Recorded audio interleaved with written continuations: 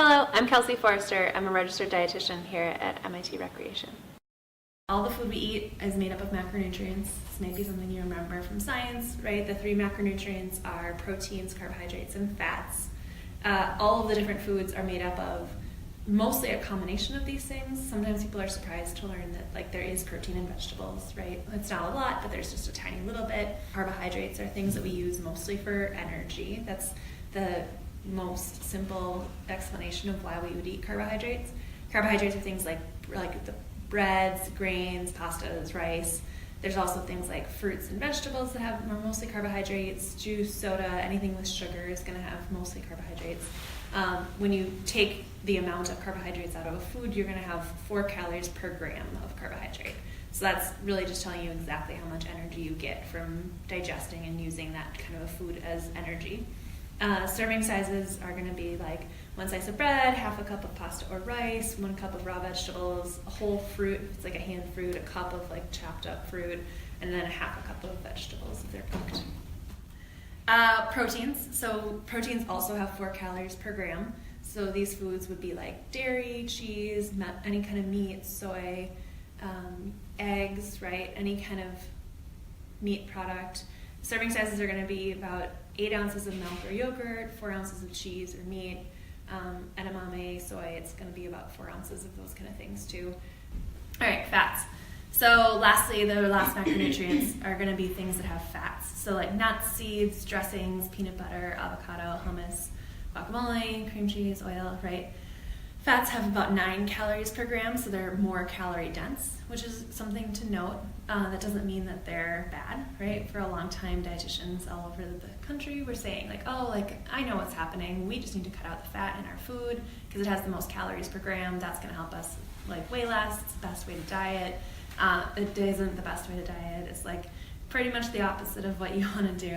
But that was the theory for a long time. So people took that to the food industry. The food industry ended up making all these low-fat, no-fat foods. And in order to do that, they added a bunch of sugar, right? That's where we are now. So the first way to kind of look at energy and how we feel after meals is to think about this kind of caloric density idea. So one of the ways that I've talked with people, if they're saying I eat meals, they're pretty balanced, I feel like I'm eating all the things I need to eat, I'm getting all the calories I need to get, but I'm just full. I'm not full when I'm done eating, right? One of the reasons why people might not feel full is that they might literally just not have the volume of the food in their stomach, right? They might have eaten 400 calories, like in this example of oil, right? That's energy-wise the same as 400 calories of vegetables, but if you're eating more vegetables or things that are less volume dense, right, then you're going to feel physically more full. Your stomach's going to fill up faster. Thinking about things that are, when we talk specifically about carbohydrate, you want to think about if you're eating carbohydrates that are high in glycemic index versus things that are moderate or low in glycemic index. Things that are high in glycemic index are things that are going to digest very quickly when we eat them. So they're things like white rice, white pasta, white bread, any sweets, corn, potatoes, sodas, anything with anything with an extra sugar that's a beverage, juices. All of those things give us very fast energy. So they turn into blood sugar very quickly when we eat them. And when they turn into sugar very quickly when we eat them, our blood sugar also then plummets after we eat a food like that. Obviously, the girl on the lettuce roller coaster looks less fun, right? But definitely surviving her day may be a little bit better. Okay, so I mentioned whole grains just to be a quick biology review for you all. When we say a whole grain, right, it's because the grain used in making the product, they use the whole plant. So they use the bran, they use the endosperm and the germ when they make that product. So they don't separate any of those things. When they do make white bread or white pasta, most of the time they're taking out the germ and the bran. They're separating those out and they're just using that white fluffy endosperm to make the grain product, which is where there are no nutrients. It's just kind of the carbohydrate. Whereas the bran and the germ, that's where a lot of the nutrients and the fiber is. This is a good visual. So this is a graph that came from the Nutrition Guidelines 2015. The USDA does a big survey of how Americans eat. And the way you can interpret this graph is that The orange line is the percent of Americans that are eating below a recommendation or above a limit for an item.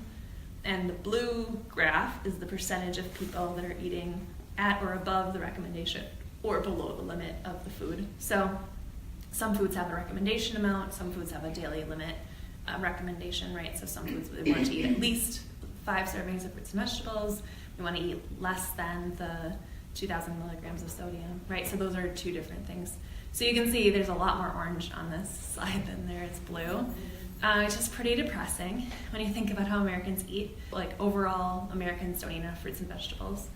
That's true. We don't eat, total grains, we're eating probably more than what we need. Protein foods, we do get enough of protein foods in general.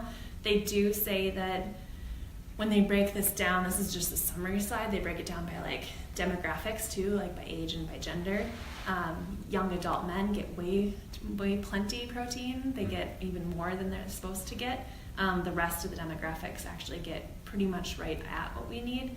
So I think it's the sway on this is that young men typically get more than what they need. And then sugars, saturated fat, sodium, like we're getting way too much of those 3 things in our diet. Sugars is something that they looked into more in depth in this report. So this is the most recent report. The next one will come out about in 2020, but it's always about a year later. So the new recommendation for sugars is that people eat less than 10% of their calories per day from added sugar. So this has kind of sparked a movement to add added sugars to the nutrition labels. So in the next year or 2, food companies, they've pushed it back, but the next year or 2, you should see all the nutrition labels have the line for sugars and the amount of sugars and then the amount of added sugars. So they have to separate those 2 things out. Mostly it's in beverages. Snacks and sweets is the second place finisher on that graph. So 10% of calories, I did this math out loud last time I was talking, but if you think about we eat about 2,000 calories a day, that means about 200 calories a day should be coming from sugars, right? And then I said that there are 4 calories per gram in carbohydrates, so that's about 25 grams of added sugars a day. This list is helpful.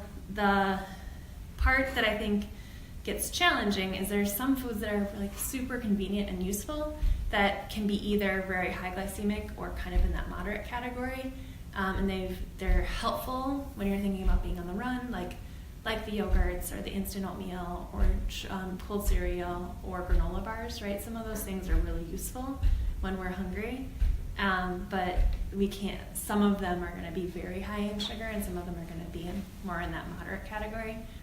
So then there's also sugar substitutes. So when you think about these products, right, obviously dietitians everywhere have been talking about how bad added sugars are. There's hundreds of products now on the market that have sugar substitutes, and there's kind of 2 categories of sugar substitutes. There's non-nutritive sweeteners, so those are the ones we're used to, like Splenda and Sweet and Low and Equal. They've been around forever. There's like Splenda for baking, right? You can use a bunch of different of these non-nutritive sweeteners in place of sugar in lots of recipes. Then there's also sugar alcohols, which are newer. Sugar alcohols are anything that ends in like a ITOL. I'm not sure if you guys took chemistry, right, in like college, or you remember your chemistry, but that just means that there's an alcohol group on that chemical. So this one is an example. Halo Top's ice cream. I'm not sure if you guys are familiar with Halo Top. It's a product. There's like Halo Top, and then there's probably like 3 or 4 others that are very similar now in the grocery store. This one includes erythritol. It's something that's been around since 2001. It's safe. The thing about sugar alcohols is that about half of the chemical is something we can digest, and about half of the chemical is something our bodies can't digest. Okay, so thinking about, these are the things we've talked about so far. So thinking about just how to plan out your meals, kind of the basics of it. So step 1 would be to think about like if you're feeling hungry in the middle of the day, right? So if you're getting past lunch and you're feeling like your energy is dropping or you're not feeling like super satisfied, step 1 might be looking back and seeing like, was there enough volume in your meals, right? Did you eat the right amount of calories? Okay, sure. Okay, step 1 is, did you eat enough calories? Like, did you eat meals and snacks, right? Did you eat lunch?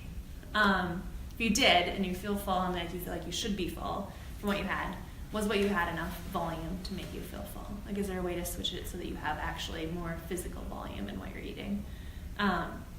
Okay, well, if you do that, then also, did you eat something that was really high in glycemic index? Is that one of the reasons? Is your blood sugar now dropping really fast in response to what you had that was really high glycemic index, which, again, calorie-wise should keep you full, but maybe your blood sugar is responding in a way that makes you feel like you're hungry again.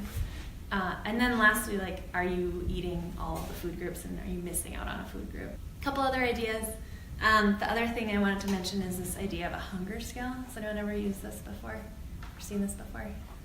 Okay, so it's just a way to quantify how hungry you are. Like 1 and 2, really hungry, you're gonna like faint. Like I use the description like you're gonna eat the next thing that's edible that you see, right? Like I'm gonna walk into the store and buy whatever I want because I'm so hungry. 8, 9, 10. 10 is that like literally I can't get off the couch to help clean up after this meal. I'm going to need to sit here for 30 minutes and then maybe I'll be able to help in 30 minutes. 8, 9 is like very much past the point of like being full. The cutoff for being full in my mind is, or the way I describe 7 is like you enjoyed what you're eating, it was really great. Like if there is more, you would eat more because you think it would taste good. Your mind is like, oh, that was so tasty, I would eat more because I liked the taste of it. But like you can tell that you're actually full. And that's really hard. It's like a hard thing to kind of figure out when that point is. But starting to put words and numbers to help people feel is a really good way to help people figure out kind of what the levels are.